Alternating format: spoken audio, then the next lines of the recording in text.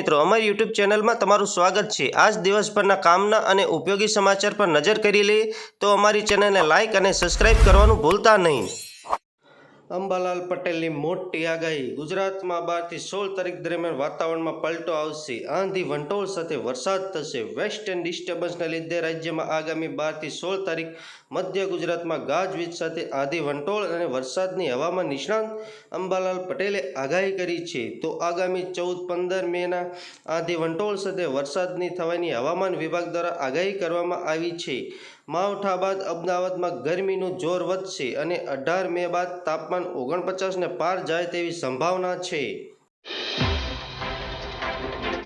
બીજા સમાચારની વાત કરી લે તો કાળઝાળ ઉનાળામાં મોસમ આવે એટલે કેરીની મીઠી સ્વાદ યાદ આવે।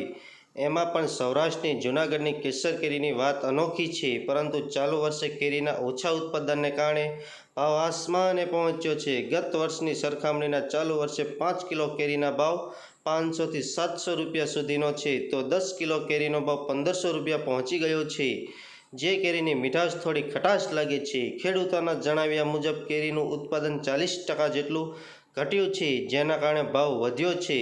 ખેડૂતોને સારા ભાવ મળી રહ્યા છે, પરંતુ આ વર્ષે કેરીના 2 ગણા ભાવને કારણે મોંઘા ભાવે કેરી ખરીદવી પડી રહી છે।